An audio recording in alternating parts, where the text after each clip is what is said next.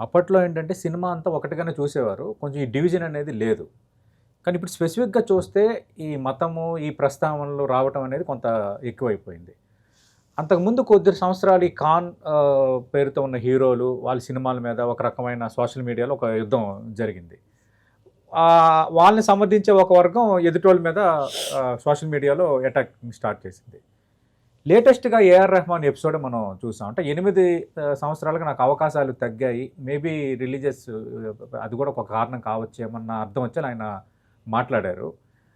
Is it right sir? నిజంగా అలాంటి పరిస్థితి ఉందా?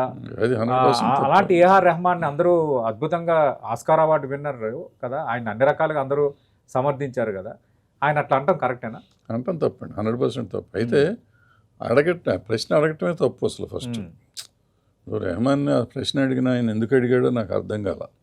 నీకు సినిమాలు ఎందుకు తగ్గినాయి అని అడుగుంటే నాకు ఇందువల్ల తగ్గింది అంటే అతను మనం పూర్తిగా తప్పు అనొచ్చు. అవును.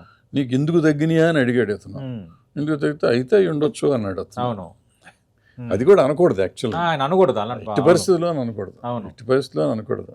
అతను లాస్ట్ 10 yearsకి ఏ సక్సెస్ఫుల్ సినిమా ఇచ్చాడు? కరెక్టే. అవును. ఏ సక్సెస్ఫుల్ సాంగ్ ఉంది? లేదు అతనికి. సో అందుకని తగ్గుతూ ఉన్నాయి.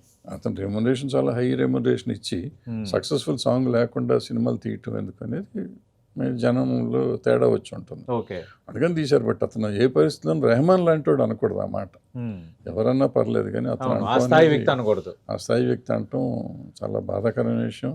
Should condemn it also. Okay sir. ఏంటి సార్ అంటే ఇప్పుడు ఈ హిస్టారికల్ ఇష్యూస్ తర్వాత మన దేశభక్తి ఈ రిలేటెడ్ సినిమాలే బాగా వర్కౌట్ అవుతున్నట్టుగా కనిపిస్తున్నాయి. అంటే జనాలు కొంచెం ఆసక్తి చూపుతున్నారు.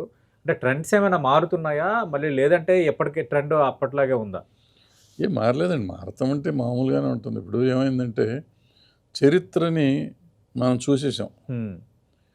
చరిత్రని ఇప్పుడు మార్చేది అంతా తప్పు అని చెప్తుంది ఇప్పుడున్న సమాజం. ఈ సమాజంలో ఆ చరిత్ర చేసిన తప్పు అని చెప్తా అంటే ఇది కొత్తగా ఏం తప్పు చేశారని చూస్తానికి చూస్తారు. ఏది కరెక్ట్, అది కరెక్టా ఇది కరెక్టా తెలీదు, ఏదో చూసేస్తున్నారు, జరుగుతుంది. కానీ వాటిని కూడా వక్రీకరిస్తున్నారని మరో వివాదం స్టార్ట్ అవుతుంది కొన్ని సందర్భాలు. వక్రీకరిస్తున్నారు అనేది నిజం. అది. ఓకే. బట్ అది నిజం అబద్ధం అని చూస్తున్నారు, లేకపోతే నమ్మి చూస్తున్నారు. ఏదో ఇప్పుడు నమ్మేవాళ్ళు నమ్ముతారండి. ఇప్పుడు నేను అది అబద్ధం అని వక్రీకరిస్తున్నారని నేను అంటున్నాను. బట్ వాళ్ళు నమ్మాలి కదా. ఇక్కడ మనం after all we are in democratic country అండి. సో నా నమ్మకం నాది, వాళ్ళ నమ్మకం వాళ్ళది, ఎవరి నమ్మకం వాళ్ళది. దానికి మనం వి కెనాట్ కామెంట్ ఆన్ ఎనీబడీది. ఓకే.